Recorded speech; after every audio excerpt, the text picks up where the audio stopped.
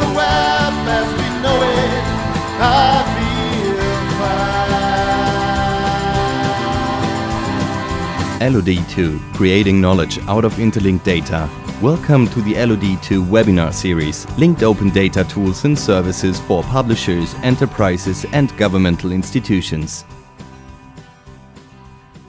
LOD2 is a large-scale integrating project co-funded by the European Commission within the FP7 Information and Communication Technologies Work Programme. This 4-year project comprises leading linked open data technology researchers, companies and service providers. Coming from across 12 countries, the partners are coordinated by the Agile Knowledge Engineering and Semantic Web Research Group at the University of Leipzig, Germany. LOD2 will integrate and syndicate linked data with existing large-scale applications. The project shows the benefits in the scenarios of media and publishing, corporate data intranets, and e-government. Once per month, the LOD2 webinar series offer a free webinar about tools and services along the linked open data lifecycle. Stay with us and learn more about acquisition, editing, composing, connected applications, and finally, publishing linked open data. Hello, let me start by introducing the Web-Based Systems Group. So we are located at the School of Business and Economics at the Free University of Berlin, and our main research focus are linked data technologies for extending the World Wide Web with a global data commons. Currently, we are present in 3 big European projects. One of that is LOD2, which is that webinar currently being done at. Then there are 2 others, the Lattice project and the Planet Data project, and all 3 of these projects are concerned with linked data technologies. And you can visit us on our homepage at wbsg.de. I want to briefly introduce our main projects our working group is working on. That's the Wikipedia project, which is probably the most popular of our projects. That's a community effort which is led by our group and the AKSW group at the University of Leipzig. Wikipedia is mainly an effort to extract structured information from Wikipedia and make this information available under an open license. And one of the main objectives of Wikipedia, apart from offering the structured data, is to interlink all these entities in the Wikipedia dataset with other datasets on the web of data. And there's one tool we offer, which is Wikipedia Spotlight, which is a free text annotation tool which can be used to annotate free text with Wikipedia URIs. Another a popular tool provided by us is the D2R server, which is a tool to publish relational databases on a semantic web.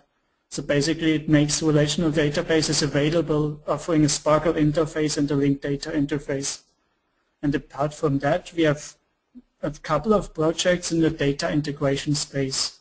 So that starts with R2R, which is for translating linked data sources into a common vocabulary. And secondly, this is the Silk tool, which this webinar will be about, so I won't go into detail for that one.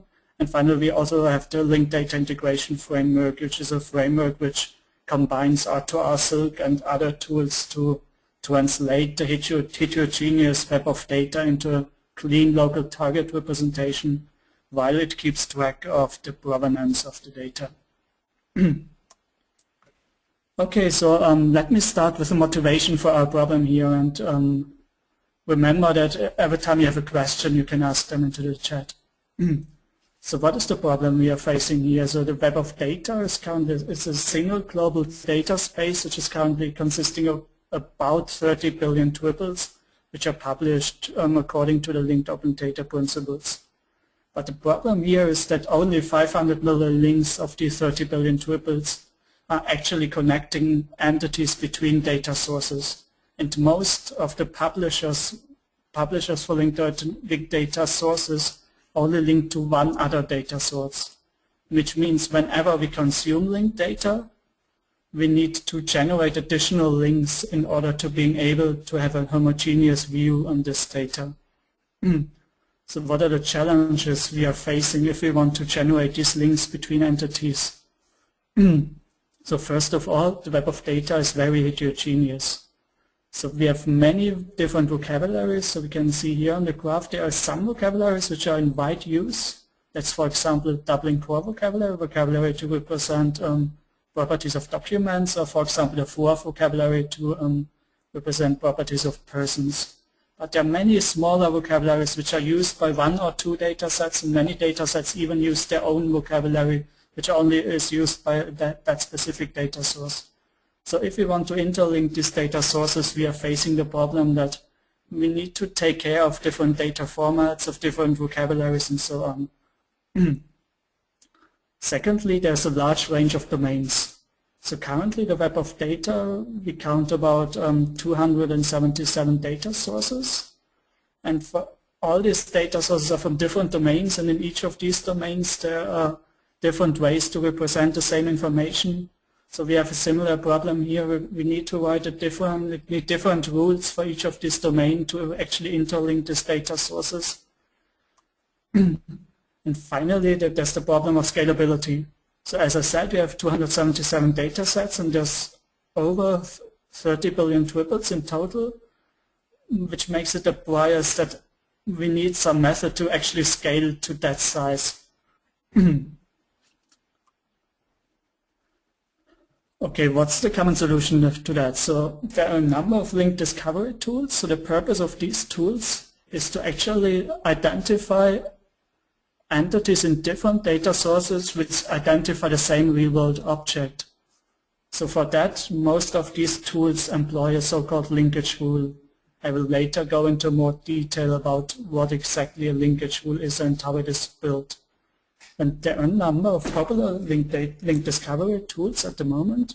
So for once, there's the Silk Link Discovery Framework, but there's also LIMES, and there are many others you can find under this URL.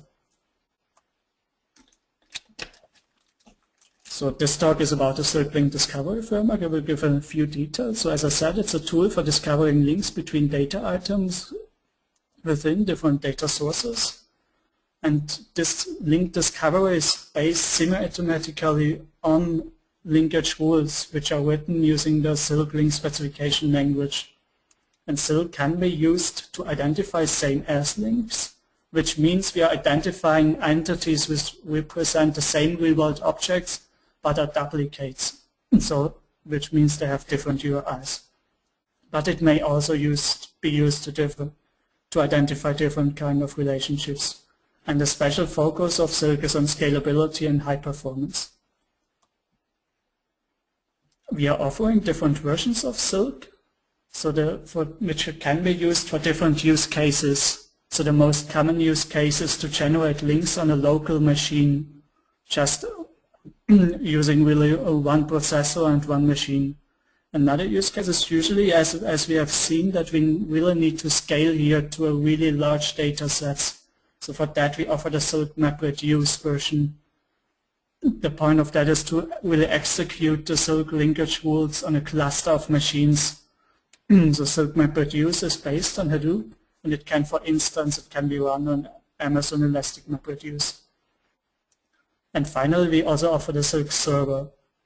So while the first two applications are pure batch applications, so you give them a linkage rule and the data source and you get the links, the Silk server is more dynamic. So it, as the name suggests, it's a server that reads an incoming stream of instances and interlinks these instances on the fly while keeping track of duplicates. And it can, for instance, be used as the identity resolution component in an application which consumes linked data from the web. So before I start to getting into more concrete use cases, I will present a very simple linking workflow. So basically we need to do 3 steps in order to interlink 2 data sources. So first of all, of course, we need to select the data sets. And usually one data set may contain different types of entities. For example, the DBpedia data set may contain persons, geographic locations, movies, and so on. So usually we do 2 things. We select the data sources, and in each data source we select the type of entity which we actually want to interlink. That's the first step. The second step is we write a linkage rule. The linkage rule, as I said, specifies the exact conditions which must hold true for two entities for to be a link to be generated. So these linkage rules can either be written manually or they can be learned using machine learning. We will later see an example of this. And finally, the third step is to actually generate these links. This can either be done locally or it can be done on a Hadoop cluster using Silk MapReduce. And these links can either be written to a file or they can be directly pushed to a triple store. Okay, so what is the linkage rule? How it is composed of? So in the context of Silk, we will present a linkage rule consisting of 4 operators. So at the bottom, we have the RDF path. So usually, first of all, we need to select the properties by which we can compare two entities. For example, we may select the label of a person if we want to interlink persons, or if we want to interlink movies, we also may give it a path like the label of the director of a movie. So if we have selected these discriminative property values of an entity, we need to take care of that different data sources, as I've already said, may use different data types, different vocabularies. So secondly, we usually need to apply a couple of data transformations in order to normalize the values prior to comparison. So for that, for example, we may use the lowercase transformation in order to normalize the case of the values in the case that different data sources use different letter cases. So if we are at the point that we have actually selected the properties by which we want to compare, we can apply a number of similarity metrics on these properties. For example, we may use various string similarity metrics, but we also may use geographic similarity, date similarity, or other special purpose distance metrics. And finally, usually we face the problem that we cannot compare two entities by looking at a single property alone. So for instance, we cannot just look at a label. We usually need to look at other properties as well. For instance, if we interlink movies, we may need to look at the label as well as the release date. We will see later an example for that, and for that we need an aggregation operator which aggregates multiple similarity comparisons. So what is the Silk workbench? So far we only have considered like command line tools, and the Silk workbench is a graphical web application which guides the user through the complete process of interlinking different data sources. And for that it enables the user to manage different sets of data sources and linking tasks. If we want to interlink like multiple data sources or multiple types inside one data source and so on. And it offers a graphical editor to actually edit linkage rules and to execute them. And it supports for learning linkage rules. We'll also see an example for this later. So now I want to go through the different features, briefly have a look at them. So first of all, I said the Silk workbench allows the user to actually manage different data sources and linking tasks. So what is a data source? So data source holds the information which is needed to retrieve a specific data source, and it may be a file dump or also a Sparkle endpoint. And on the other hand, we have linking tasks. A linking task specifies how two type of entities are interlinked. For example, a linking task may specify how we can interlink movies in DBpedia and linked MDB. Secondly, we have the linkage rule editor. So this is a graphical editor for linkage rule, which shows the linkage rule as a tree, and linkage rules can be edited through drag and drop. So I will now skip through it as we will see an actual example later. And finally, we have support for, as I said, learning linkage rules, which interactively through user interaction may learn a linkage rule, and the learned linkage rule can later be viewed by the user and modified by the user.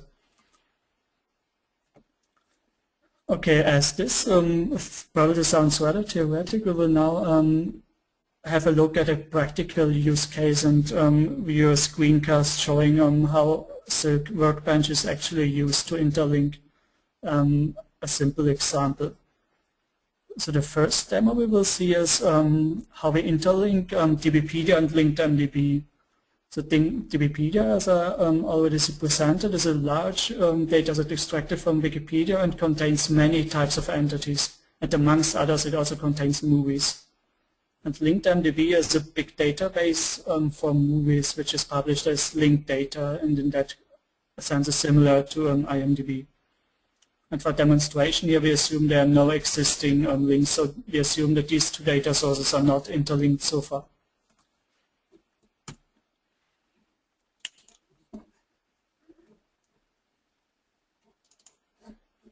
Okay, so here we see on the Silk workbench the initial view.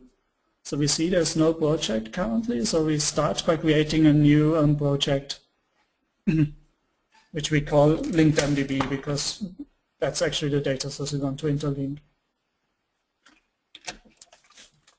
So we now need to define 4 things. We need to, and we'll now go step by step through it. So first of all, we need to define prefixes, then we define data sources, linking tasks, and outputs. So for prefixes, that's an optional step which we purely do because URIs usually can get pretty long, and we want to have it visually more pleasing by having them shortened. So we define a prefix for the LinkedMDB and the DBpedia URIs.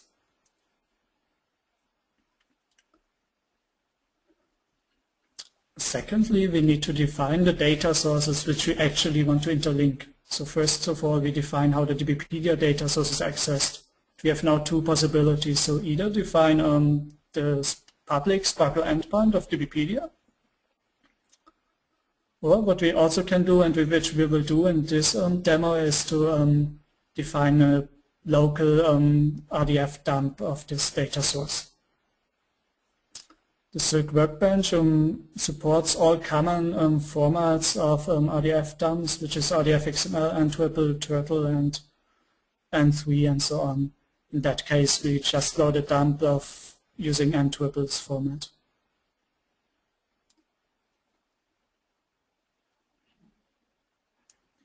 As you can see, we now defined our first data source, and we will now go on defining the second data source exactly the same way as we did for the first one.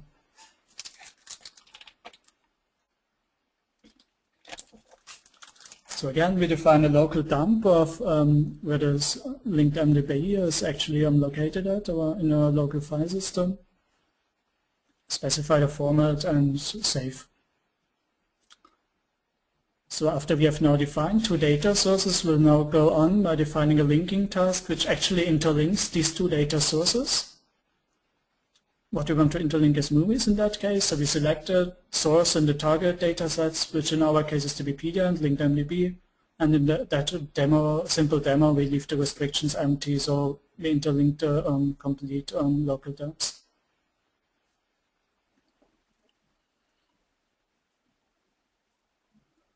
And usually after we have generated the links, usually we also want to write them to an output.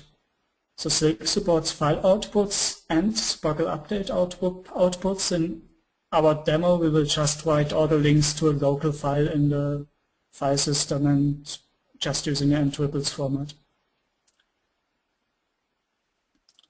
So at this point, we have defined a very simple project. It consists of 2 data sources, 1 linking task which interlinks these data sources, and an output. We could now go on and edit this project or add more linking tasks, but instead we will now open the first linking task, which we actually want to edit now. And as we remember, what we need now as a second step is we need a linkage rule. We could now go on and use the editor, which we can see now, to actually create a linkage rule from scratch. But what we will do instead in this demo is we want to learn the linkage rule using active learning. So for this, we click on the Learning button, Learning tab, and we just click on Start to actually start the learning. In the beginning, we usually need to wait a couple of seconds. Okay. What we see now is that on the upper side is the first linkage rule which has been learned, which is very rough because the workbench actually does not have any information about how the data sources could be interlinked. So it's doing a very rough attempt to interlink them, and in that case it's interlinking them by comparing the title and the label of the properties using the Levenstein distance. And on the lower side we can see 3 links for which the current learning algorithm is very unsure, which is very uncertain. And the workflow now is that we have a look at these links, and as we can see, they are not marked either as correct or incorrect, so the learning algorithm is uncertain for it. And the workflow now is that we need either to confirm or decline these links in order to help the algorithm to identify the correct linkage rule. So what we see here are 2 movies, because we're interlinking movies. Those movies have a title and a date, and in this demo we just focused on the first 2 properties. So we don't look at the complete entities, but only at the first 2 properties, the date and the label of the entities. So what we are actually doing now is that, as I said, we are looking at the date and the label, and we see that both movies are the latter, and they're both from the same date. They're both from 1940. So what we do now is to click on correct. We tell now the algorithm, so okay, these 2 entities are actually representing the same movie. So we click on correct, and the algorithm now relearns the linkage rule and gives us new links for which is still uncertain. So usually at the beginning, so we are starting from scratch here, so we don't have any information at all. We need to confirm or decline a couple of links. So we now go just through it. See, the next movie is a Shoah from 1985. And as we can see, this also is the same movie from the same date.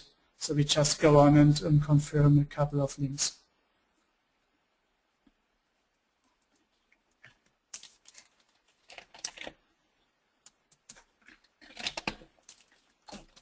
Next movie is The Count of Monte Cristo from 1954. We see here the data is a bit noisy. We have 2 release dates, but that doesn't matter. But what the problem here is that we have just identified the first special case. Both movies are called The Count of Monte Cristo, but here the second one is from 2002. And if we go back and look at the first movie, now we see that this movie is actually older, so it's another movie. It has the same title, but this is different movies. And if we now look at again at the linkage rule, which has been learned so far, we see that this linkage rule compares by the name, or actually by the title of the movie. So this means that if 2 movies have the same title, they will be interlinked. But now we can see, after we have identified or the learning algorithm has identified the first special case, is that for these 2 movies that wouldn't work, that would fail for these 2 movies. So now we see what happens. So we tell the learning algorithm, so actually these 2 instances are not the same movie. The learning algorithm now relearns the linkage rule, and as we can see, it has presented us with a new linkage rule, and now it compares by date.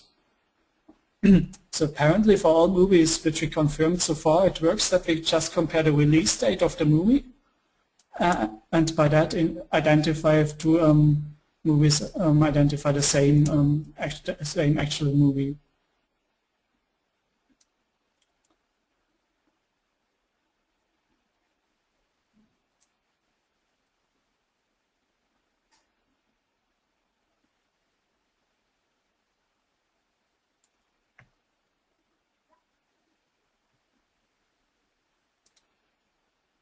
In order now to go on with the learning, we just confirm or decline a couple of additional links.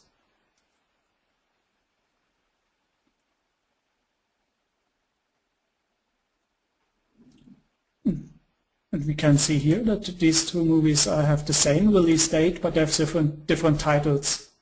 So for these 2 movies, this linkage will fail, so we decline them and tell them, no, actually, this is not the same movie. And we now do that for a second one. So the purpose of the learning algorithm here is that it tries to present us the links which are not yet known, which identify special cases for which the current linkage rule may fail. So we can see here that this movie is The Cutting Club from 1984. And here we have also a movie from 1984, but this is called The Tune. So we can see here that's the second special case. So two movies from the same release date, but with a different title. And if you look again on the linkage rule, we see that for this case, this linkage will fail again. So we have now seen two special cases. In the first special case, it didn't work to compare by label. And now in the second special case, we see it actually doesn't work either to compare solely by the date. So we now see what happens. So we tell the linking algorithm, so now these are different movies.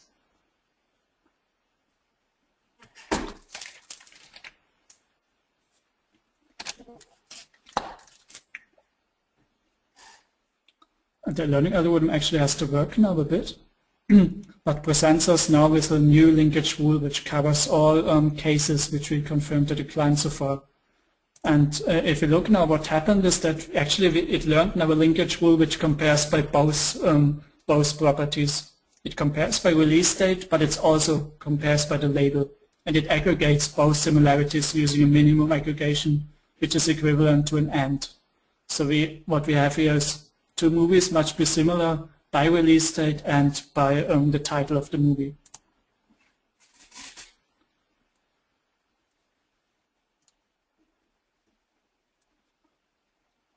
So what we could do now, we could go on and confirm or decline further a couple of links, but instead now we say, okay, we are okay with the results so far, and we click on done, and now it presents us with the current learned linkage rules.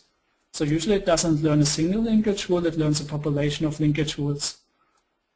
So it gives us now a couple of alternatives, and for each alternative it shows us the F measure compared to the rules we have so far, to the links we have so far.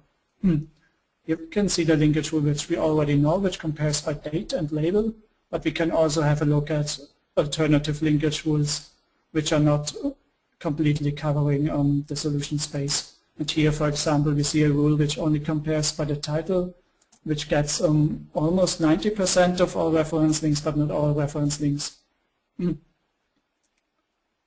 So what we do here is we just select the first linkage rule and want to load it into the editor and maybe further edit the linkage rule. So we click on load, and now we see our editor again, but this time on the linkage rule which has been learned is preloaded into the editor, and now we can have a look at it.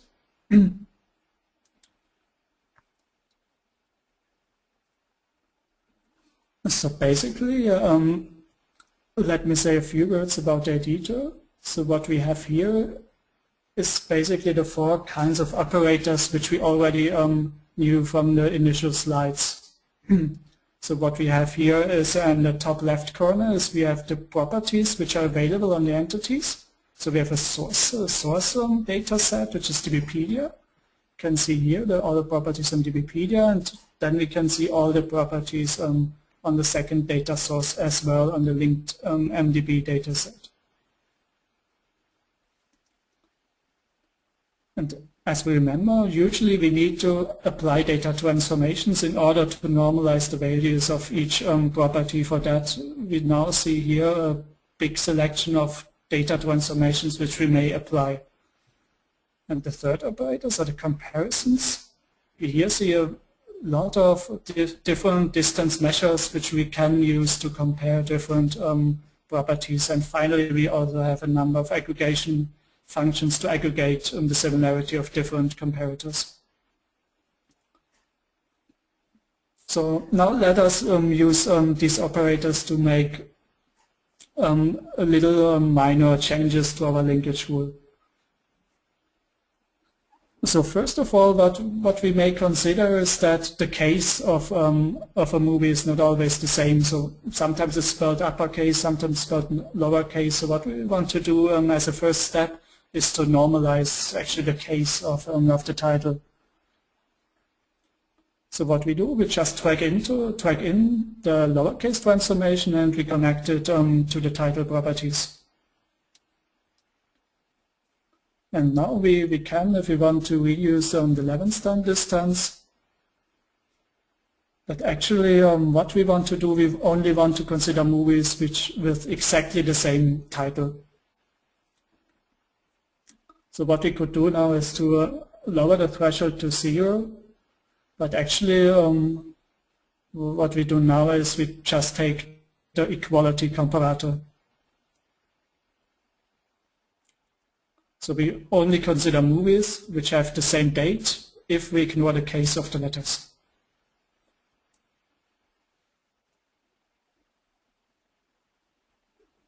And what we also did here is we clicked on the required because we want only want instances for which both is defined, the label as well as the release date.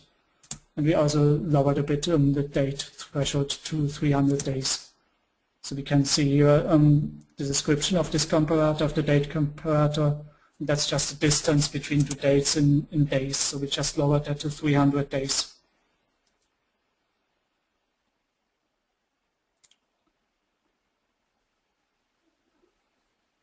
Just for simplicity, we give the comparators nice names.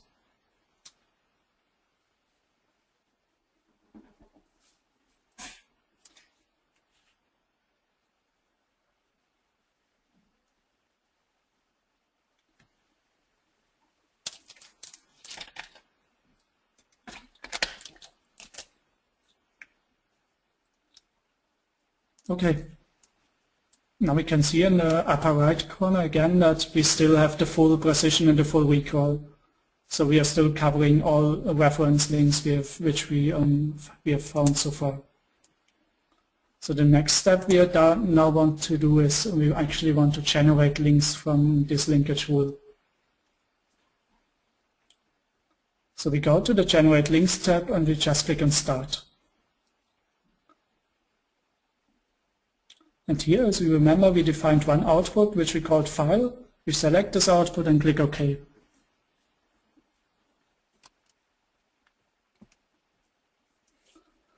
So we wait a couple of seconds until the links are generated. As we can see, they're already shown here. And we can now select a single link and have a look at the details, how it has been generated. And we see here identify the linkage rule we've already know, and we see in that case we have a movie which is called Hot 8 and which is from 1997. And this is, it's 100% similar. So that's not very interesting. Actually, usually we are interested in the cases where with near duplicates and exact duplicates, but near duplicates where there's some noise inside. And we now ordered all the links by score, and we now look at the link with the lowest score that actually has been generated. And what we can see here is that the title is exactly the same, but the date is a little bit different. So apparently there's an error in the release date. So both data sources are not offer different release dates for the same movie. But we defined a threshold of 300 days, and that's still inside the threshold. Okay, and we can also now have a look at the file which has been written to the output, and we see all the links have been written in n-triples format as we have specified. Okay, so we have now defined a project, we have learned the linkage rule, we have adapted, modified the linkage rule until we have been happy, and we generated links for it and wrote them to an n-triples file. So that concludes our first demo.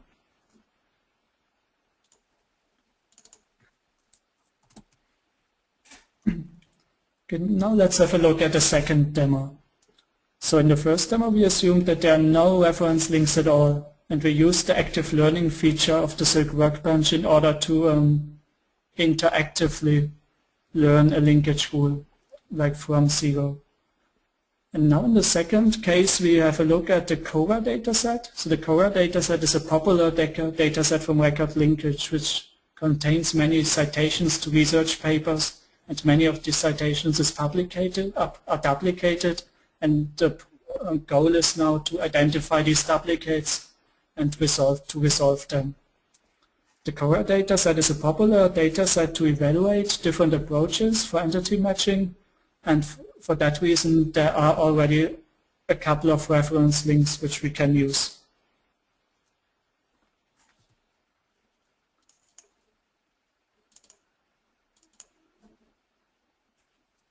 Okay, so in that case we skipped the workspace part. We already predefined the data sources and the linking task, and we go directly to the learning feature.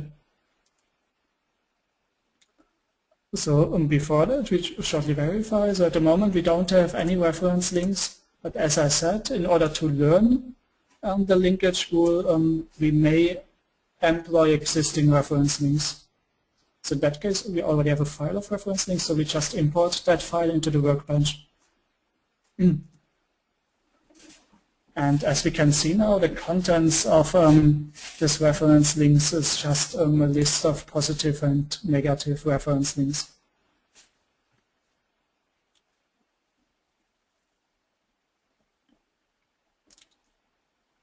So we have here the positive reference links which identify entities which, in that case, citations which go to the same publication, and we have negative reference links which identify pairs of entities which identify different publications.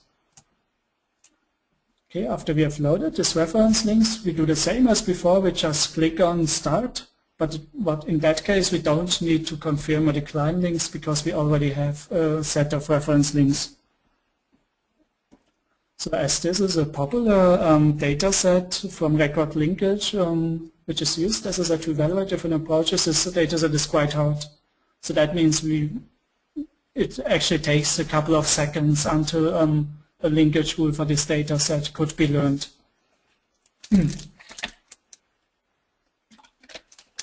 So what our algorithm is doing now, it's basically based on a genetic programming algorithm. It starts with a very early initial random population of linkage rules, which usually are not doing very good at interlinking these data sets. Now it's applying a couple of genetic operations and tries to evolve the population into a population of linkage rules which are more closely resembling the solution domain. And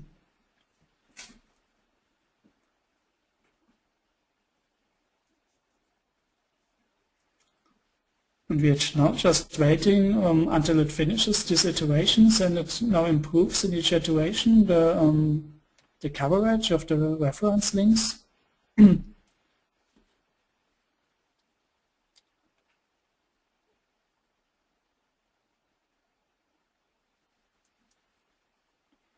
And consider that this is real time, so we didn't like cut it or shorten it. So that's why we have to wait a couple of seconds, because we didn't want to cheat like in the screencast.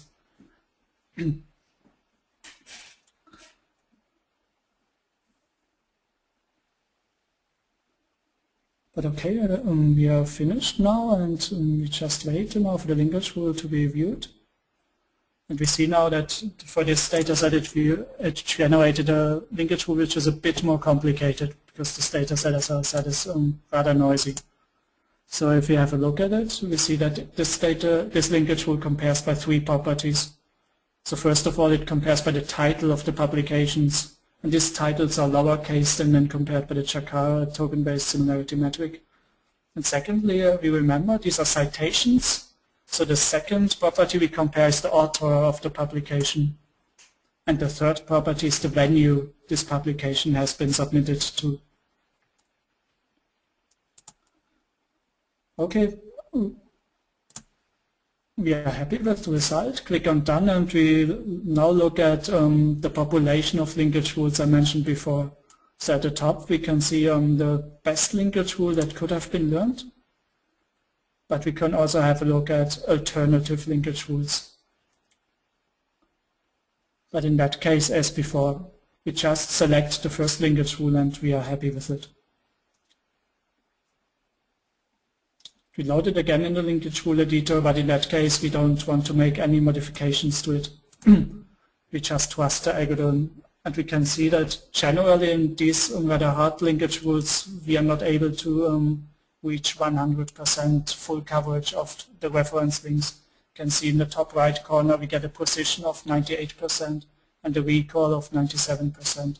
So we almost cover all reference links, but not all of them.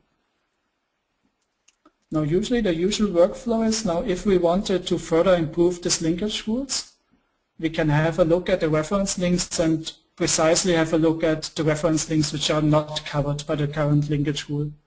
So here we see the positive linkage rules and we sort them now by the score. So we want to have a look at all links which are not covered by the current linkage rule. So here we see the first instance, or the first pair of instances which is not covered by the current linkage rule. We see here, for example, that in the first citation the title is missing. So we are comparing by title, but the title is missing and the venue is also missing. So in this case the linkage rule which has been learned is not working.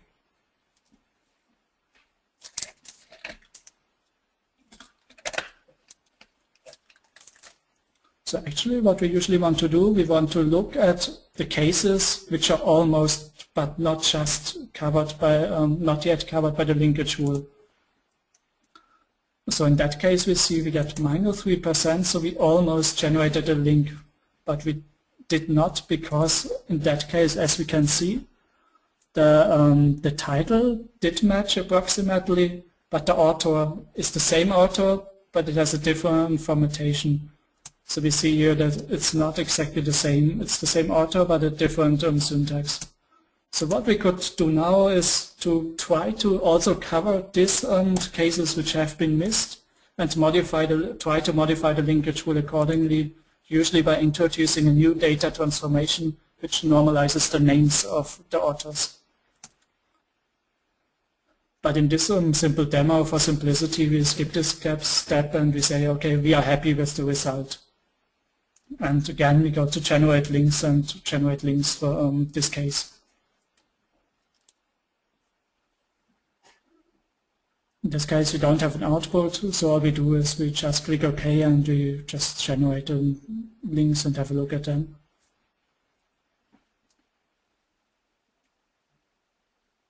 So we now generated about 1,100 links between these citations to publications, and now we can, as well as before, we can have a look at them and look at the details under which conditions they have been generated.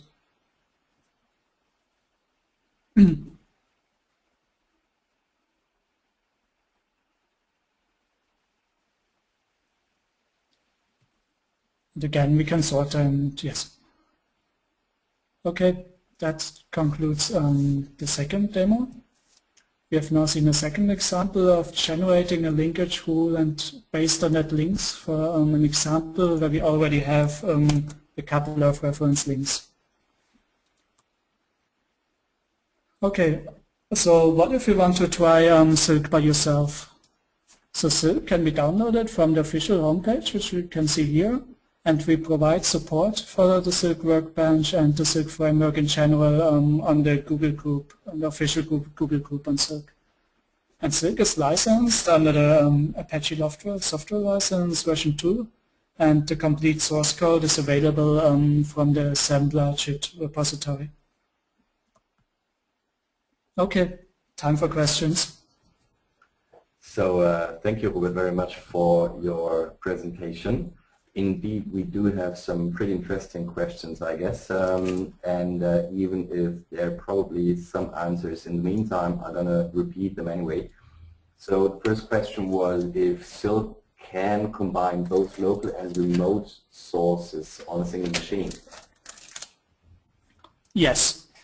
So an example for remote source, for example, would be if we access a remote source using a Sparkle data source,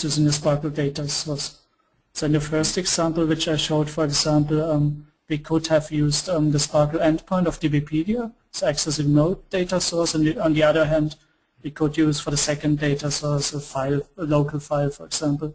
So that's possible, yes. Okay, thank you. Next question, is Silk good for linking between data sets as RDF dumps, or can it use also SPARQL endpoints? So actually, its primary purpose is to interlink actually SPARQL endpoints. Mm-hmm. So the file dumps is just a secondary feature which we used in that demo to make it a bit easier. But usually you would use SPARQL endpoints. All right, good, thank you. Next question, is it possible to automate the interlinking between the two data sources using a script? And if yes, which suitable language will be there for Silk? I'm sorry, can you repeat the second sentence? Yeah, and if yes, which suitable language or which language suites for Silk in that case? Okay, I understand, yes. So yes, so Silk offers an API, so it's programmed in Scala. So you can use Java, for example. We would recommend using Scala, but it's perfectly possible to automate Silk using its API, yes. All right, good, thank you. There's another question.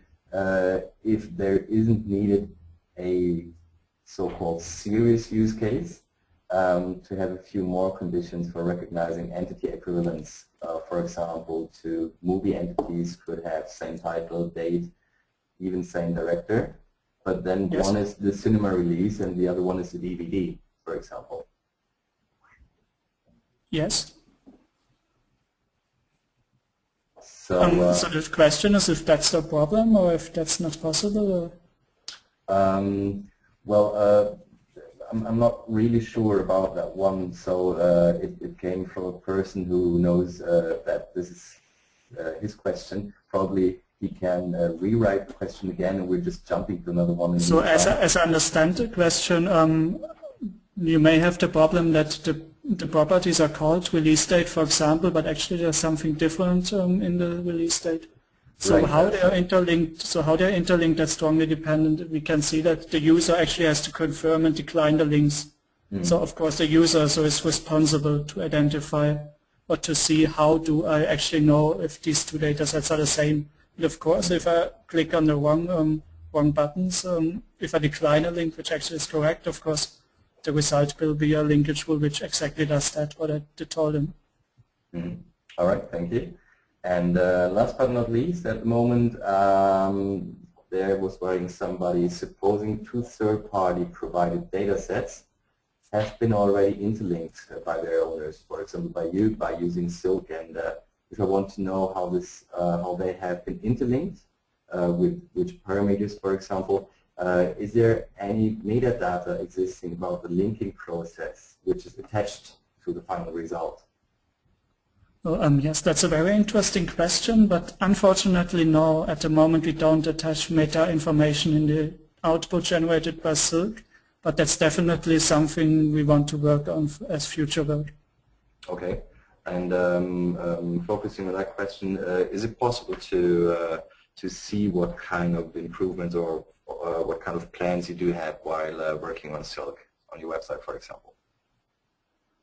No, currently we don't have a roadmap on the website, but we are always happy to discuss roads for future work on the official mailing list.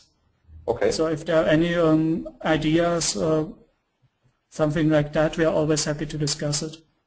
Okay, fine, good. There's another question coming up concerning the infrastructure. Do you need any special infrastructure to run Silk properly?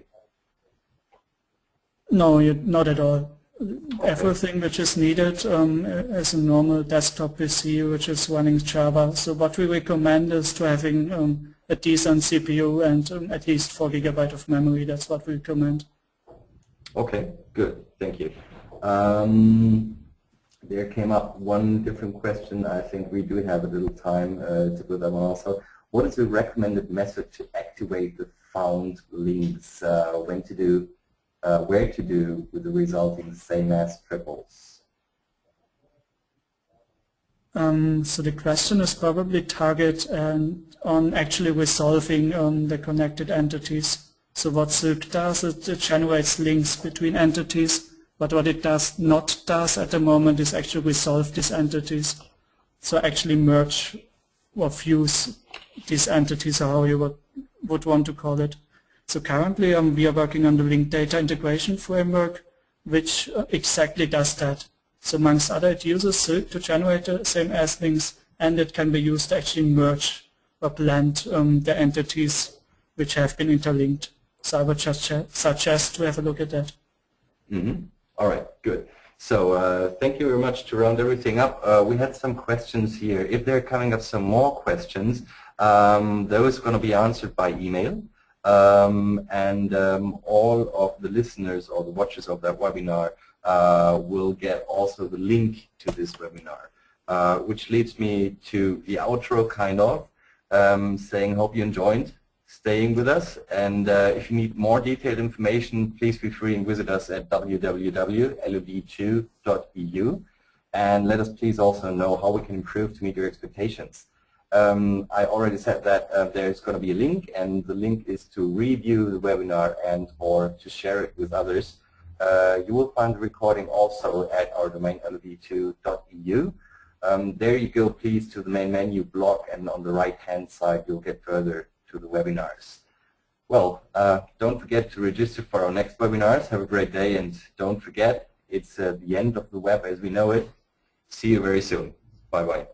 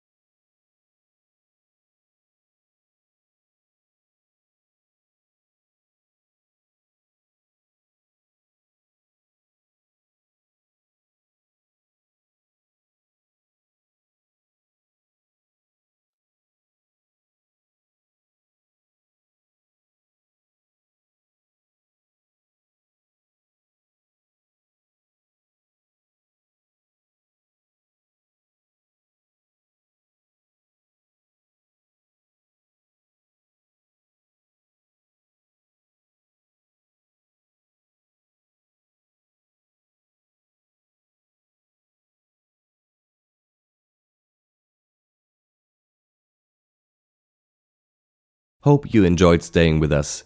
If you need more detailed information, visit us at www.lod2.eu and let us know how we can improve to meet your expectations. Don't forget to register for our next webinar. Have a great day, and don't forget.